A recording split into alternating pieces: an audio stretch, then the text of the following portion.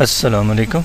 आज का हमारा टॉपिक माईएसक्यूएल इंसर्ट डाटा है। देखते हैं जब हम डेटाबेस क्रिएट कर लेते हैं, टेबल क्रिएट कर लेते हैं, तो फिर हम टेबल्स में डाटा को इंसर्ट करना शुरू कर देते हैं। कुछ सिंटैक्स रूल हैं जिनको हम फॉलो करते हैं। एसक्यूएल की क्यूरी जो कि हम पीएचपी में इस्तेमाल करते हैं उसको डबल कोट्स में होना चाहिए। जिस तरह स्ट्रिंग होती है, स्ट्रिंग को भी डबल कोट्स में होना चाहिए।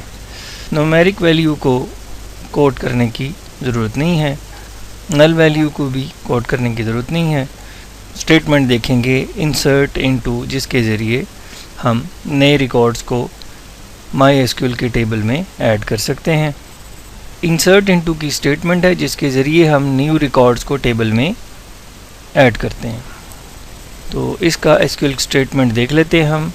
इंसर्ट इनटू टेबल नेम आएगा, फिर कॉलम, पहला दूसरा तीसरा कॉलम, और उसके बाद फिर वैल्यूज़ में हम पहली वैल्यू, दूसरी वैल्यू और तीसरी वैल्यू। ये पहली वैल्यू, दूसरी वैल्यू और तीसरी वैल्यू जो है ये हमारी पहली वैल्यू पहले कॉलम में, दूसरी वैल्यू दूसरे कॉलम में और तीसरी वैल्यू तीसरे कॉलम में आएगी। जिन कॉलम्स पे ऑटो इंक्रीमेंट लगा होता है या जो टाइम स्टैम्प टाइप होते हैं उनको ऑटोमेटिकली उनकी वैल्यू ऐड हो जाती है, उसके लिए क्यूरी चलाने की ज़रूरत नहीं पड़ती।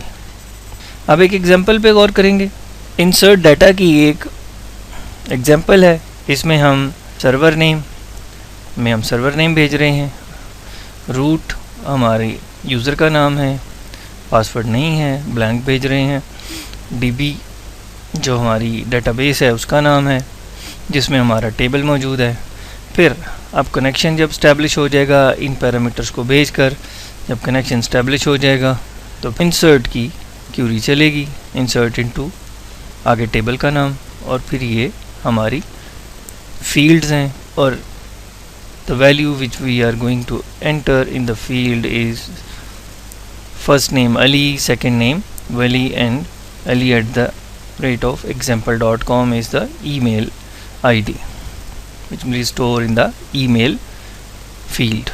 MySQLi_query, जब ये क्यूरी एग्जीक्यूट होगी तो एक इको मैसेज हमें डिस्प्ले हो जाएगा, न्यू रिकॉर्ड क्रिएटेड सक्सेसफुली का। अदरवाइज कनेक्शन जो है वो स्टैब्लिश नहीं, हमने इसे चलाया था ये लोकल होस्ट में। ये हमारा MySQL insert data.php new record created successfully. तो हमारा ये नया रिकॉर्ड जो है सक्सेसफुली इंसर्ट हो चुका है। हम देखते हैं, ये देखिए ये हमारे पास माई स्टूडेंट जो हमारा डेटाबेस था इसमें स्टूडेंट का है, और यहाँ पे आईडी में ऑलरेडी वैल्यू आ चुकी है क्योंकि ये ऑटो इंक्रीमेंट है। ये फर्स्ट नेम में, लास्ट नेम में और ईमेल में। टाइम स्टैम्प की value, this is the system date and time जो आ चुका है,